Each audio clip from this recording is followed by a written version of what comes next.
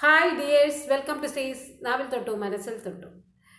നമ്മളുടെ യൂട്യൂബേഴ്സിൻ്റെ ഇടയിൽ പലപ്പോഴും നമ്മൾ പറയാറുണ്ടല്ലേ, സാധാരണ ഒരു ഗ്രഹനാഥൻ മദ്യപനായി കഴിഞ്ഞാൽ അയാളുടെ കുഞ്ഞുങ്ങൾ അല്ലെങ്കിൽ പ്രത്യേകിച്ച് ആൺകുട്ടികൾ തലതിരിഞ്ഞു പോകുന്നു. അതിന് ഘടകവിരുദ്ധമായിട്ട് മദ്യപാനിയായിട്ടുള്ള ഒരു അച്ഛൻ വൈകുന്നേരം രാത്രിയായി കഴിഞ്ഞാൽ അമ്മയെ മർദ്ദിക്കുക, ഈ രണ്ട് കുട്ടികളെ ഉപദ്രവിക്കുക, അവിടെയുള്ള ഭക്ഷണ സാധനങ്ങൾ എടുത്തെറിഞ്ഞ് അയാളുടെ പാട്ടിന് പോവുക. അങ്ങനെയുള്ള ഒരു അരക്ഷിതമായിട്ടുള്ള ഒരു കുടുംബ ചിത്രത്തിൽ ആ അമ്മയോട് ആ മക്കൾ എത്രമാത്രം സ്നേഹിക്കുമെന്നുള്ളത്, അതായത് അവർക്ക് പരസ്പരം 3 പേര് മാത്രമേ ആശ്രയമുള്ളൂ. അപ്പോൾ ഈ പെങ്ങളുകുട്ടീനെയും അമ്മയും വളരെ സ്നേഹത്തോടെ ചേർത്ത് പിടിച്ച് അവരെങ്ങനെയെങ്കിലും പ്രൊട്ടക്റ്റ് ചെയ്യണമെന്ന ശബ്ദത്തോടെയാണ് ആ ആൺകുട്ടി വളരുന്നത്. അതിലവൻ ഒരു 16-17 വയസ്സായപ്പോൾ ഗ്രഹനാഥൻ്റെ ചുമതലയെടുത്ത് പല ജോലികളും തേടി അവസാനം ഒരു ഓട്ടോ ഡ്രൈവർ ആവുന്നു. അതിൻ്റെ ഇടയിൽ അവൻ സഹോദരിയും അമ്മയും ചേർന്ന് ഒരു ടിക്ടോക്ക് വീഡിയോകൾ സ്റ്റാർട്ട് ചെയ്യുന്നു. അതിന് ഒരുപാട് ആളുകളുടെ ജനസമ്മതി ഉണ്ടാവുന്നു. ആ ടിക്ടോക്ക് വീഡിയോകളുടെ ഇടയിലാണ് അമ്മയ്ക്ക് ചെറിയൊരു അസുഖത്തിൻ്റെ സ്റ്റാർട്ടിങ്. അതൊരു സെൻസേഷനായപ്പോൾ അവരുടെ സബ്സ്ക്രൈബേഴ്സ് കൂടി. ആ സമയത്ത് തന്നെ അവർ യൂട്യൂബ് സ്റ്റാർട്ട് ചെയ്യുകയാണ്. കാരണം ടിക്ടോക്ക് ഏകദേശം നിരോധിച്ച ആ ഒരു സമയം. അങ്ങനെ ഇരിക്കുമ്പോഴാണ് അയാളൊരു വിവാദപരമായിട്ടുള്ള പ്രണയബന്ധത്തിൽ ഏർപ്പെടുകയും അയാളുടെ കൂടെ വൈഫ് ഇറങ്ങി വരികയും. അപ്പോൾ തീർച്ചയായിട്ടും അയാളുടെ ആ ഒരു യൂട്യൂബ് വീഡിയോയിൽ അങ്ങനെയുള്ള സംഭവ വികാസങ്ങളുടെ കൂടെ തന്നെ അവരെ നെഞ്ചിലേറ്റിയിട്ട് മല്ലു ഫാമിലി എന്ന് പറയുമ്പോൾ മലയാളം ഫാമിലി വ്ളോഗേഴ്സിൻ്റെ ആ ഒരു കാറ്റഗറിയിൽ ഒരു മൈൽ സ്റ്റോൺ ആയിട്ട്, ഒരു നാഴികക്കല്ലായിട്ട് തന്നെ കരുതാം. അത്രയും സാധാരണക്കാരായിട്ടുള്ള ആ ഫാമിലിയുടെ ദരിദ്രപരമായിട്ടുള്ള ചുറ്റുപാടിൽ അവരെ സ്വന്തം വീട്ടിലെ ആളുകളെ പോലെ കണക്കാക്കാൻ തുടങ്ങി. ആ പെങ്ങളുടെ വിവാഹം ഒക്കെ ഒരുപാട് സബ്സ്ക്രൈബേഴ്സ് മീറ്റിലൂടെ നടന്ന ഒരു വലിയൊരു ഇവൻറ്റ് പോലെയാണ്. അപ്പോഴേക്കും അയാളുടെ വരുമാനം ക്രമേണ വർദ്ധിച്ചു തുടങ്ങി.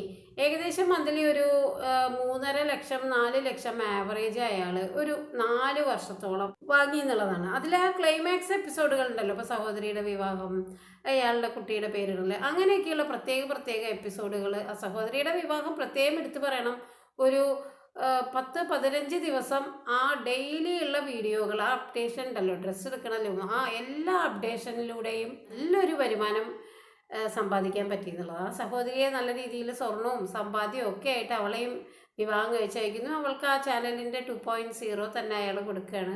അപ്പോൾ ആ അമ്മ എന്നുള്ളതാണ് അയാളുടെ ഏറ്റവും പ്രധാനപ്പെട്ട ആ ഒരു കൺസേൺ എന്ന് പറയുന്നത്. അമ്മ അനുഭവിച്ച വേദനയുടെ തീവ്രത കണ്ടറിഞ്ഞൊരു മകൻ എന്നുള്ള നിലയ്ക്ക് അയാൾ കെട്ടിപ്പടുത്ത ജീവിതത്തിൻ്റെ പ്രധാന ലക്ഷ്യം, അല്ലെങ്കിൽ അതിനെ അയാളെ പ്രേരിപ്പിച്ചത് ആ അമ്മ എന്നുള്ള സാന്നിധ്യം തന്നെയാണ്. ഇനി അയാളുടെ ജീവിതത്തിലെ നേട്ടങ്ങളുടെ പട്ടിക പറഞ്ഞു കഴിഞ്ഞാൽ, ഈ ബുദ്ധിമുട്ടി 50 രൂപയ്ക്കൊക്കെ വേണ്ടി ദരിദ്രകാലത്ത് കഷ്ടപ്പെട്ട് നടന്ന ആളായതുകൊണ്ട് തന്നെ പൈസ കിട്ടിയപ്പോൾ അത്രമാത്രം ചാരിറ്റി ചെയ്യാനൊന്നും അയാൾ പോയിട്ടില്ല. അയാളുടെ കയ്യിലുള്ള പൈസ അയാൾ മാക്സിമം ബുദ്ധിപരമായിട്ട് വിനിയോഗിച്ചു എന്നുള്ളതാണ്. നാളേക്ക് വേണ്ടി കരുതി വെച്ചു എന്നുള്ളതാണ്. അത് ബിസിനസ്സായാലും പറമ്പായാലും വീടായാലും പല രീതിയിൽ. എന്നിട്ടും ആ വാടക വീടിൻ്റെ ദരിദ്രപരമായിട്ടുള്ള പശ്ചാത്തലത്തിൽ അവർ 2024 വരെ, അല്ലെങ്കിൽ 24 സ്റ്റാർട്ടിങ് വരെ കണ്ടിന്യൂ ചെയ്തു എന്നാണ്. ഇനി ഇയാൾ നെഗറ്റിവിറ്റി ഉണ്ടാക്കി വിവാദങ്ങളിൽ ഏർപ്പെട്ട് അതിലൂടെ കുറേ ട്രോളും കുറേ വിമർശനങ്ങളും നേടി വളർന്ന ഒരാളാണ്. ആ ചാനൽ ഒരുവിധം വളർന്ന അയാൾക്ക് ഒരുവിധം സമ്പാദ്യമായപ്പോൾ അയാൾക്ക് നെഗറ്റിവിറ്റി കൂടാൻ തുടങ്ങി. അതിൻ്റെ ഭാഗമായിട്ട് അയാളുടെ ഫാമിലി തന്നെ മോശപ്പെട്ട ഒരവസ്ഥയിലെത്തി. വൈഫുമായിട്ട് ചെറിയ പ്രശ്നങ്ങളുണ്ടായി, വൈഫ് പിണങ്ങിപ്പോയി. അതുവരെ അയാൾ തങ്ങളുടെ വീഡിയോയുടെ വളർച്ചയ്ക്ക് ഉപയോഗിച്ചു എന്നുള്ളതാണ്. അപ്പം നെഗറ്റീവിലൂടെ വളർന്ന ഒരാളെ സംബന്ധിച്ച്, പ്രത്യേകിച്ചും അയാൾ ഇങ്ങനെയുള്ള അരക്ഷിതമായിട്ടുള്ള ആ വളർച്ച അയാളെ ആരും സഹായിക്കാനുണ്ടായിട്ടില്ല. സ്വമേധയാ സ്വന്തം ചെറിയൊരു ഫോണിൽ ടിക്ടോക്ക് ഇട്ട് അയാളുടെ പരിശ്രമപരമായിട്ട് ഡെയിലി വ്ളോഗായിരുന്നു. മല്ലു ഫാമിലിയെ പോലെ ഇത്രയും പങ്ക്ച്വലായിട്ട് കൃത്യസമയത്ത് വീഡിയോ ഇടുന്ന ഒരു ഫാമിലി വ്ളോഗേഴ്സ് ഉണ്ടായിരുന്നില്ല.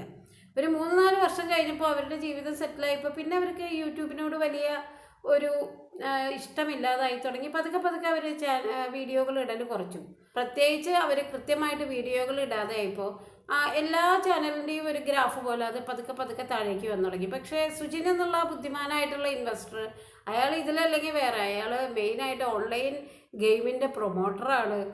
അതുമാത്രമല്ല, അവർ ഇൻസ്റ്റാഗ്രാമിലും ഫേസ്ബുക്കിലും ഈ നവമാധ്യമങ്ങളുടെ സാധ്യതയെ ഇതിലല്ലെങ്കിൽ മറ്റേതിൽ കിട്ടും എന്നുള്ള രീതിയിൽ അതിലെ വീഡിയോകൾ മാറിയിട്ട് സാമ്പത്തികമായിട്ട് എത്രമാത്രം സെക്യൂർ ആവണോ അതിൻ്റെ മാക്സിമം അവർ സെക്യൂർ ആയി കഴിഞ്ഞു.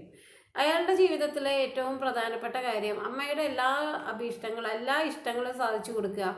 പിന്നെ തങ്ങളുടെ കുടുംബം നാളെ ഇനിയൊരു ബുദ്ധിമുട്ടിലേക്ക് വീഴാതെ പോണ രീതിയിൽ കൃത്യമായിട്ട് ഇൻവെസ്റ്റ്മെൻറ്റ്, ഇപ്പോഴും മിനിമം ഒരു ഇൻകം അവർക്ക് വേറെ സോഷ്യൽ മീഡിയ അക്കൗണ്ടിൽ നിന്ന് അവരുടെ ഗെയിം പ്രൊമോഷൻ ഒക്കെ അവർ വാങ്ങിച്ചുകൊണ്ടിരിക്കുന്നുണ്ട്. പ്ലസ് യൂട്യൂബ് വീഡിയോ ഉണ്ട്. യൂട്യൂബ് വീഡിയോ അയാൾ വിട്ടിട്ടില്ല.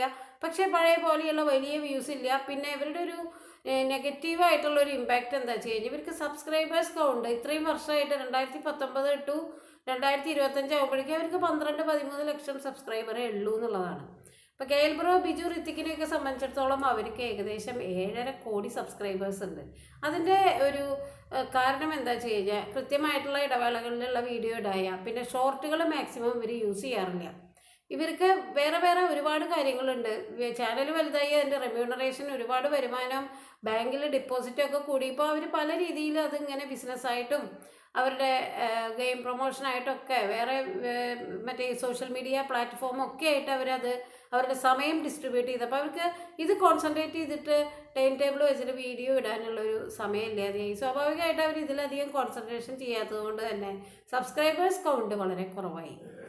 എങ്കിൽ പോലും അവരുടെ ആ ഒരു ബാലൻസ് ചെയ്ത് നിൽക്കാനുള്ള കഴിവ്, പ്രത്യേകിച്ച് സുജിൻ്റെ, ഇപ്പോൾ അയാൾ ജീവിതം ഇങ്ങനെ എൻജോയ് ചെയ്യുകയാണ്. ചെറിയ കുട്ടികളാണ്, വലിയ സ്കൂളിലേക്കൊന്നും പോകേണ്ട സമയമായിട്ടില്ല. അപ്പോൾ അമ്മയെ മാക്സിമം എങ്ങനെ പല രാജ്യങ്ങളിൽ ട്രാവൽ ചെയ്യുക, ട്രാവലിൻ്റെ സാധ്യത, ആ ട്രാവലിൻ്റെ വീഡിയോസ് അവർക്ക് മറ്റേ ഇൻസ്റ്റാഗ്രാമിലും അവിടെ ഇവിടെയൊക്കെ പോസ്റ്റ് ചെയ്യുമ്പോൾ കിട്ടുന്ന വ്യൂസ്, ഓരോ രീതിയിലും എന്താ പറയുക, കമിഴ്ന്ന് വീണ കാപ്പണം എന്നുള്ള ഒരു മെൻറ്റാലിറ്റി. സ്വന്തം കുടുംബം ഒരുപാട് ചാരിറ്റി ചെയ്യാത്തതിനെ പറ്റിയൊക്കെ അയാൾ ഒരുപാട് വിമർശനം നേരിട്ടു.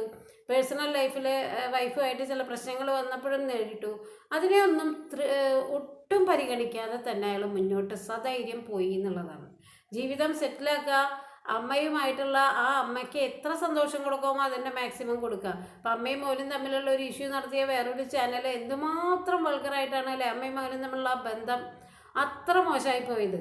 അപ്പോൾ അങ്ങനെ വെച്ച് നോക്കുമ്പോൾ ഈ മകനൊക്കെ ഒരു മാതൃകയാണ്. അയാൾ സബ്സ്ക്രൈബേഴ്സിനോട് അല്ലെങ്കിൽ ട്രോളിനവരോട് എതിര് പറഞ്ഞാലും അയാളെ പറ്റി നെഗറ്റീവ് റിയാക്ഷൻ വീഡിയോകൾ ഇടുന്നവരോട് കുറേ അനാവശ്യം പറഞ്ഞ് ഒക്കെ നെഗറ്റീവിലൂടെ അയാൾ ഇങ്ങനെ വളർന്നുകൊണ്ടിരിക്കുന്ന പോലും അയാളുടെ പോസിറ്റീവ് സൈഡ് എന്ന് പറയുന്നത് അയാളുടെ ഫാമിലി തന്നെയാണ്. പ്രത്യേകിച്ച് അയാളുടെ അമ്മ.